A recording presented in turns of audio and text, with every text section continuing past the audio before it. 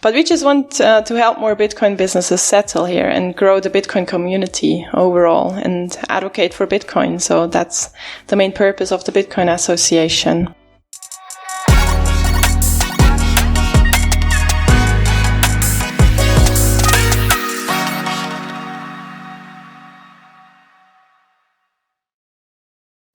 Lara, welcome to the show. Thank you. Hi, Stephan. So you're doing a bunch of things, starting up Bitcoin Oasis. You're obviously trying to promote the Bitcoin scene in Dubai. And so do you want to just tell us a little bit about yourself and what you're doing these days? So yeah, my background is in economics and IT, and I actually had the opportunity to earn Bitcoin from 2018 onwards in that IT company in Switzerland I was working for.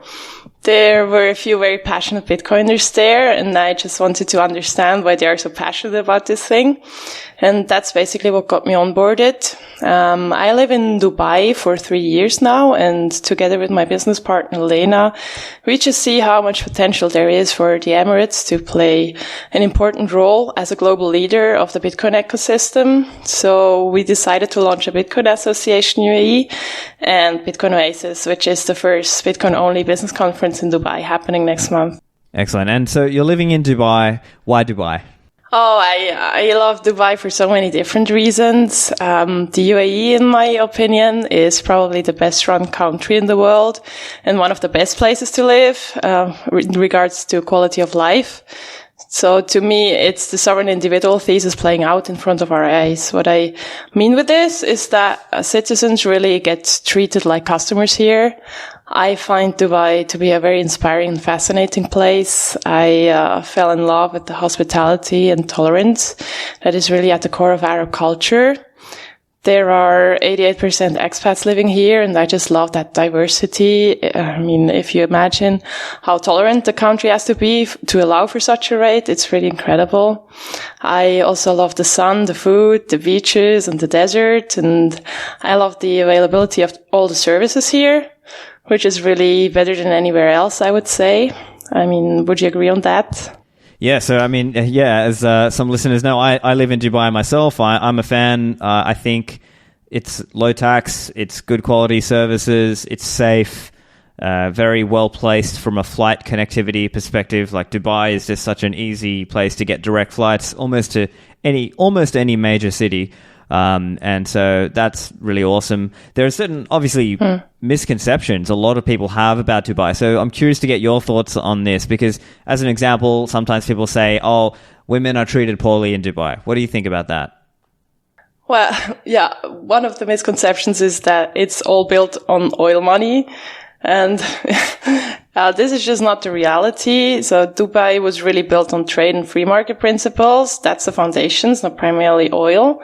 So oil and gas actually make for less than 1% of Dubai's GDP nowadays. But yeah, as to your point, I find it so unfortunate that there are so many misconceptions in the Western world, not only about Dubai, but about Muslim countries in general. Like the Western media really do their best to transport vastly negative narratives about Muslim and Arab culture, picturing them as violent terrorists, for example, which is just so sad and so far from reality. And as you said, like a common point that I often encounter when I'm back home in Switzerland is the idea that women are oppressed and have no agency. And to me, this is just so untrue. Because like you get treated very well as a woman here. Also in business, we get so much support and you are really on top of the family hierarchy. I definitely feel much more cared for, and some people might also be surprised that you can dress however you like. So there is really no issue. I, for myself, definitely prefer their culture above Western culture with regards to women empowerment. So yeah, maybe one other point is that you often hear is that workers were mistreated in the Emirates. And not to whitewash anything, but I speak to taxi drivers and other low-income workers. And the baseline of those conversations is that they actually improved their standard of living big time when they made it to the Emirates compared to their home countries. And they now live in a safe place with less corruption, less violence, and they have much greater possibilities to support their families back home. So when you look at it from a prosperity perspective, Dubai is really a game changer for those families, right? Right, I think so. I think there are a lot of these misconceptions out there, and I think at the end of the day, it offers opportunities for people, and they are able to earn more here in Dubai than they could in their local country. And so for them, it just the numbers make sense for them, and so that's why a lot of people come and work here. So I guess we've spoken about some of the benefits. We've touched on. I guess I touched on some of them. What would you see as the key benefits for somebody who's listening?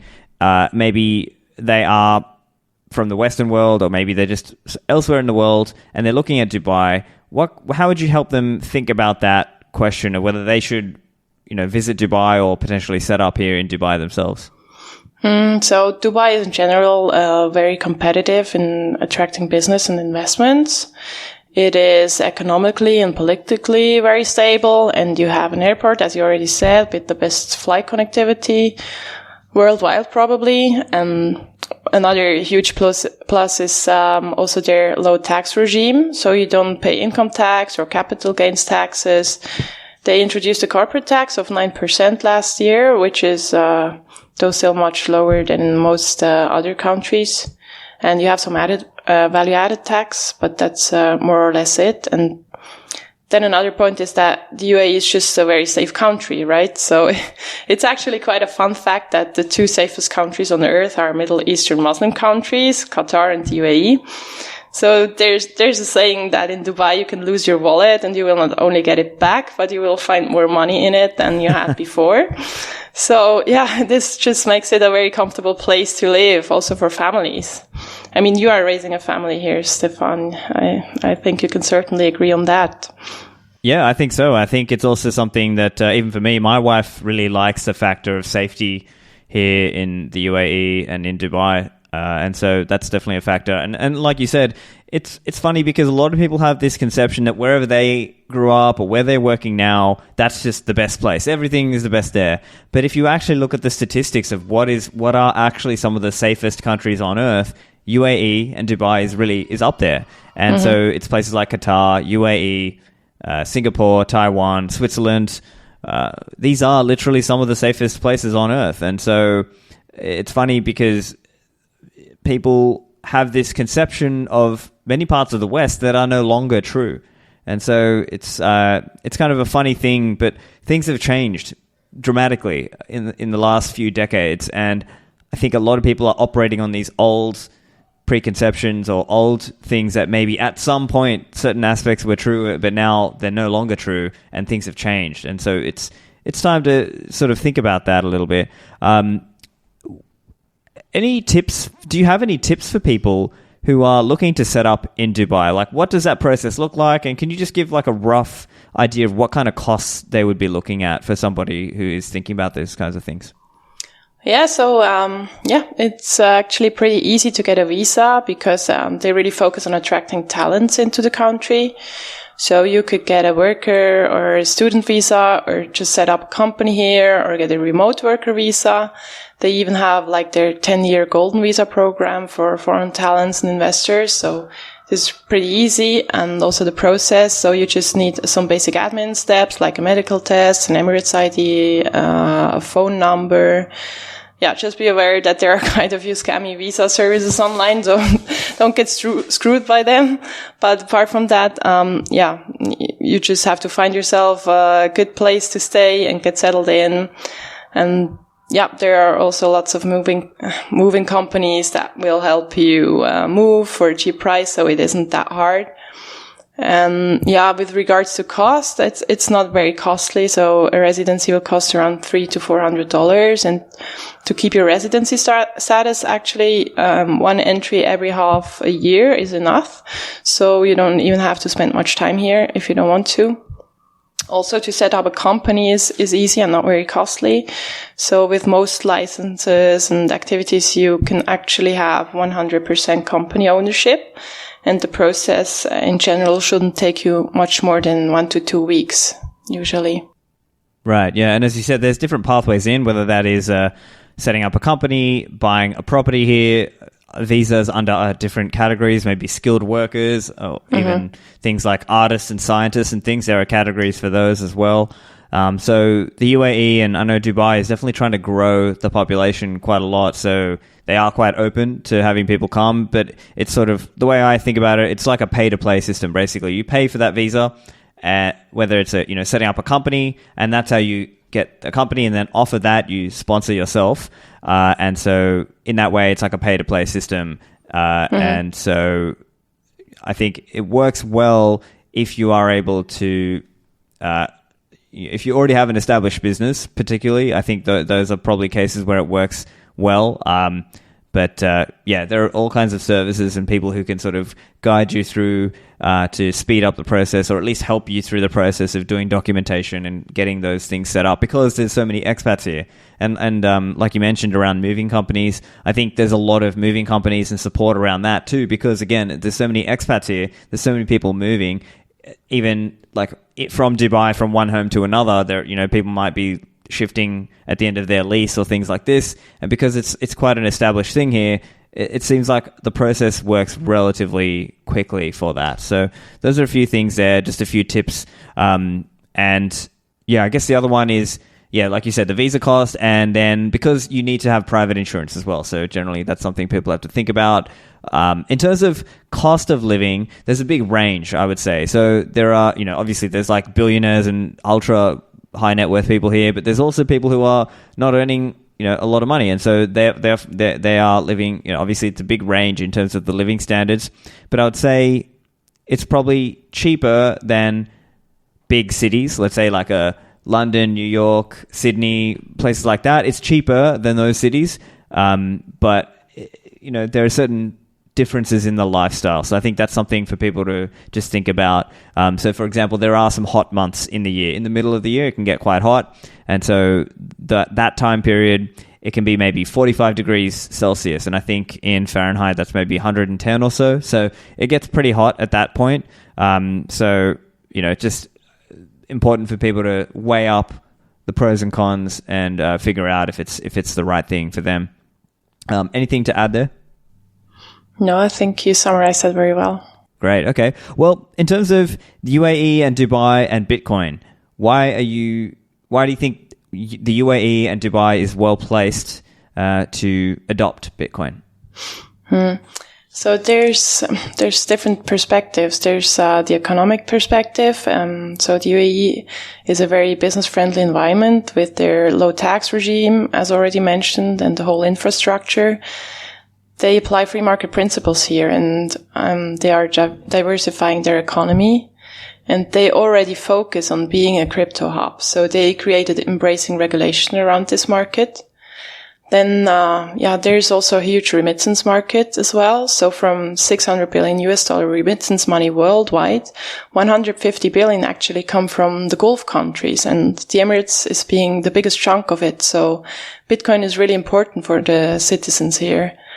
And then there is a social perspective. So Bitcoin, in my eyes, is much better aligned with the core values of the nation that are rooted in Islamic finance. So Bitcoin is anti-riba money, right? And they already understand gold. So Bitcoin is just one step further.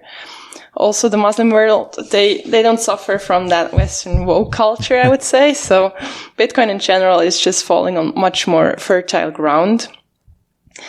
And they just have to find back to their core values and stop the shitcoinery, basically. And maybe a third perspective is a political one. So, the UAE is a monarchy and a country with a clear vision. So the ruler of Dubai once famously said that Dubai will never settle for anything less than first place. And they just want their citizens to be happy, free, and prosperous. And they want to be number one, and things can be implemented very fast here. Yeah. Back to the show in a moment. The lead sponsor of this show is Swan.com, a leading Bitcoin only financial services brand.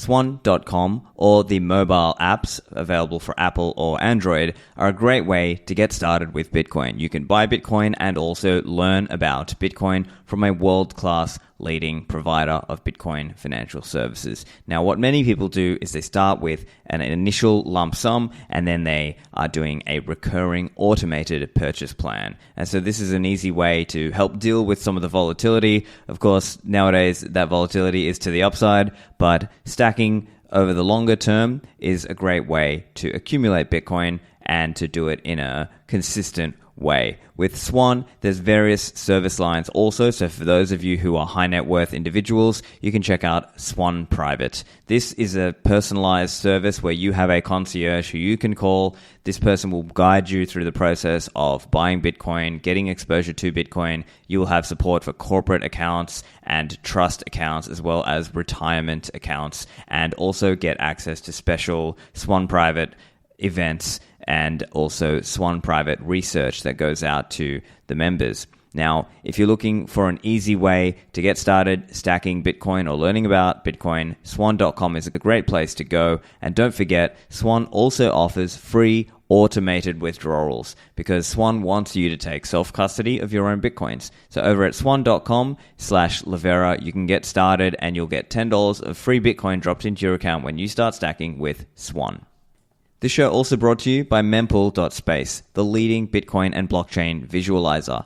So right now, when we want to send Bitcoin on-chain transactions, it's important to check the fee rates that are prevailing on the market at the time, because depending on where things are, you want to make sure your transaction gets confirmed. So with Mempool.space, you can go there and check the dashboard and see what the high fee is, and that will get you generally into the next block. So that's a great thing to use whenever you're about to send an on-chain transaction. And Mempool.space is also great because you can use it as a visualizer to see different things. You can view transactions, you can view using the Mempool goggles to see what types of transactions are hitting the Mempool. You can even search the Liquid network. You can explore the Lightning Explorer with by exploring the different nodes that are out there. You can see the mining dashboard, and of course they have a Mempool accelerator program. So if you want to get on the waitlist for that, go and sign up. The waitlist is over at mempool.space/accelerator.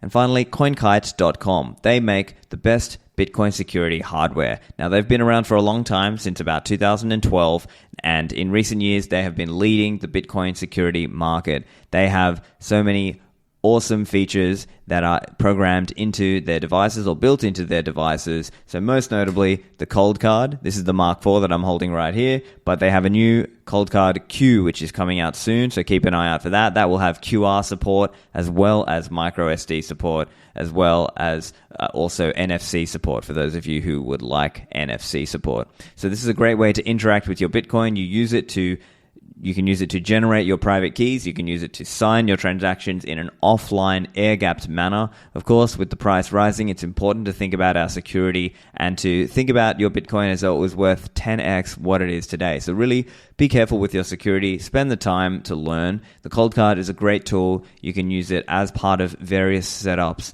I use it as part of various setups of my own. You can have some setups where you're using it in single signature, or you can be using it with a passphrase. You can use it with multi-signature. There's just so many different options that you can configure for yourself, and you end up learning a lot about Bitcoin in that process. But if you're new, don't be afraid. It's actually not that hard. You basically buy a cold card, get a USB-C cable and plug it into your computer. Use it easily with desktop wallets such as Sparrow Wallet. And of course, from there, you can learn and get more advanced. So if you want to get your cold cards, go to CoinKite.com, use code Livera for a discount on your cold cards. And now, back to the show with Lara. It's interesting, the point around monarchy also, because for many Westerners who are coming from a more of a democratic way of thinking, they have a mindset of, oh, everyone needs to be able to vote on things. Whereas I think for the people living here, it's more like you can view it like this is the deal that they're offering you, right? It's these rules, these laws, this fee in terms of visa and licensing fees, and that's it. And so in some ways, people can come here and not have to think as much about the local politics in a sense, because maybe somebody in America might really get caught into different political wars or cultural battles and things like this. Whereas here, it's more like things just work and people can just go and do their work and spend time with their family, spend time with their friends. So that's something I've seen here, that it doesn't seem to matter that much. Like, whereas some people have, maybe for some people they have this mindset of, oh, I need to be able to vote democratically about things. Whereas I'm seeing it here more like, well, you just compare what you're getting, and if you don't like it, you leave. And so that's how I'm seeing it. What do you think? Yeah, I mean, the government is really just a service provider here, right? And the cool thing here is that you can actually talk to those people and you can have an impact. So I find it quite unique, and I think it works much better than most democracies. Yeah. One thing we're noticing, and you've touched on this, but I think it would be good to expand on this idea of competitive jurisdictions, because we are seeing many parts of the world that seem to just rest on their laurels. It's almost like they feel like they've already run to the front of the pack, and now they can just sort of start walking, or they can just start standing where they are and not really trying to actually improve. And so that to me seems like some of the Western countries, they are sort of stagnating, or they have certain problems, whereas other countries seem to actually be trying to be competitive. Why do you think that is? Yeah, it just feels like in democracies nothing gets really done. And here, like, the government really has a long-term vision. So they really like take a long-term stance on things. And this is just something totally different. And I actually enjoy living in a monarchy much more because, yeah, it really feels like you get treated well as a citizens, and that is their goal, to really provide for that. Right. So yeah. I mean, to be clear, though, you're saying citizens there, but you mean residents, right? Like, because, residents. Yeah. Yes. But yes, basically that is also a trade-off, right? Like, because it's not that easy to become a citizen here. And it's more like you're paying for a residency, right? And then while you're here, you can benefit from, low taxes and safety and all of these things. You're a guest to the country, basically. Yeah. Mm-hmm. Yeah. So let's talk a little bit about the Bitcoin Association then. What are you hoping to achieve there? Mm-hmm. Yeah, so we just see a gap in the UAE. So with that hyper focus they have on cryptos, the nation really deviated from some of its core principles that are rooted in Islamic finance. And we just want to get the message out that Bitcoin is, in our eyes, better aligned with those core values of the nation. And as you know, there is a lively Bitcoin community already here, right, Stephan? So we both love those brunches and dinners and Bitcoin meetups that are regularly happening here. But we just want to help more Bitcoin businesses settle here and grow the Bitcoin community overall and advocate for Bitcoin. So that's the main purpose of the Bitcoin Association. So what will the Bitcoin Association do? Like, what are the main functions it will perform? Well, we're just launching, so we're figuring out the details, but we see ourselves as a consultant. So we really want to help people set up companies here. We want to help with investors and high net worth individuals, those kind of people, to get into Bitcoin, to understand Bitcoin. We want to advocate on Bitcoin, also on the governmental level. So yeah, let's see where the journey will go. Great. And when it comes to projects and things that are happening here in Dubai and in the UAE, what are you seeing there? What can you share for listeners who are not here and not really aware of what's happening here? Well, we see actually very interesting developments in the UAE already. So, for example, some free zones accept Bitcoin. And also the large real estate developers, Emar and Damak here, they accept Bitcoin. But especially interesting is the Bitcoin mining industry here in the Emirates. So the mining industry makes for about 4% of global hash rate already. This is quite astounding. So they have an interesting energy mix as well. That they use for mining. So they would use flare gas to nuclear and also solar energy. so many different sources and very cheap electricity. So, for example, Marathon Digital, together with Zero2, they have a 250 megawatt facility in Abu Dhabi, or the Phoenix Group had an IPO on Abu Dhabi's Securities Exchange for $370 million. So there's definitely lots going on already. Yeah, and like you mentioned, some of the free zones. So these are places where you can go and set up a business. And so there's different types of businesses. Some people set up a mainland company and other people set up a free zone company. And so, as you mentioned, there is a free zone, not in Dubai, but in Ras Al Khaimah, which is another emirate. For people who aren't familiar, it's like another state of the UAE. And one of their free zones actually takes Bitcoin natively. And so you can take Bitcoin and set up an entity, set up a company there. So that's interesting. And like you mentioned, some of the big developers here, Imar and Damak, who are some of the biggest here, take Bitcoin payment. So that's another angle that may be interesting for people who want to come and set up here, buy a property with Bitcoin. And there's even a golden visa thing here. So for people who buy a property above, I think it's 2 million dirhams. So I think in US dollar terms, that's maybe 550,000, 560,000, something like that. And so that entitles the person for a 10-year automatically renewing visa so long as you own that property. So there's definitely different pathways in and things that people are doing in terms of, like you said, companies setting up here and Bitcoin mining happening here. So let's talk now about Bitcoin Oasis. So this event coming up February, so about a month away. Tell us a little bit about this event and what are you hoping to achieve here? So Bitcoin Oasis is the first conference hosted by the Bitcoin Association UAE, and it's going to happen from February 8 to 9. We have quite an amazing lineup from Adam Beck, Prince Philip of Serbia is joining us, Marshall Long, Giacomo Succo, Pete Rizzo, Alan Farrington, and many more. You, Stephan, are going to be there. Yep. So Bitcoin Oasis is a 2-day Bitcoin-only business conference. So we're going to cover really the fundamentals, why Bitcoin, not crypto. We are discussing Islamic finance and investments, and Bitcoin mining is also going to be a big topic at the conference. So our second day then will be held, it will be something quite unconventional. So we will host it on a yacht to just create a relaxed atmosphere for networking. And then we also organize an after event, which is a community day that will be open to everyone. So the broader Bitcoin community will have a chance to also meet all the speakers and Bitcoiners that are flying in for the conference. So that's just a quick overview. So if you want to find out more about the conference, best visit our website, which is bitcoin-oasis.com. Great. And so I guess people might be interested just to learn a little bit about the culture of Dubai. What is it like to live here and, just be here? Can you just talk to that a little bit in terms of your experience here in Dubai? Well, I really fell in love with that country and with the city.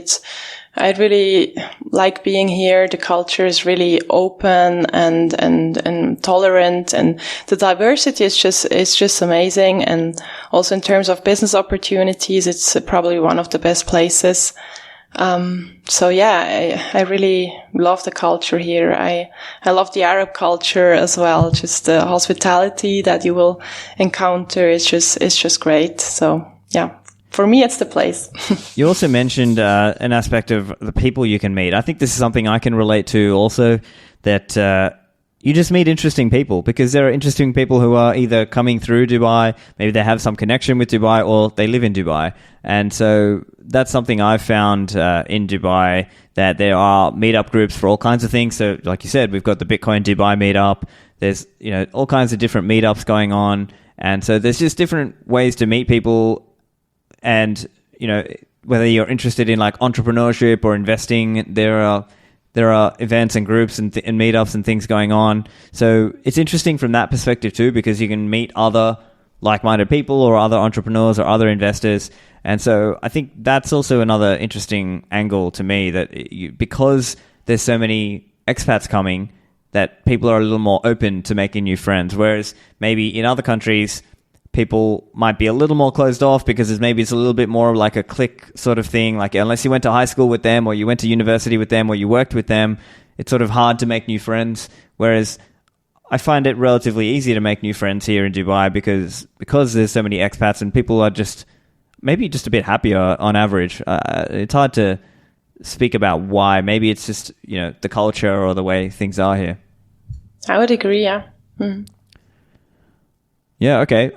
So I think those are probably the key things. Do you have any closing thoughts for listeners on considering the UAE, Bitcoin, Dubai, anything there? No, just a big thank you to you, Stephan, for having me on your podcast, and also for all you're doing for the Bitcoin community in Dubai. It's really a great pleasure having you around, and yeah, would love to see some more Bitcoiners at Bitcoin Oasis for sure. That would be great. Great. Okay. And I guess just before we close out, bitcoin-oasis.com and try code Livera as well. Basically any Bitcoin thing, just try code Livera. There's a good chance it'll work. But yeah, thanks, Lara. Thanks for joining me. Thank you so much.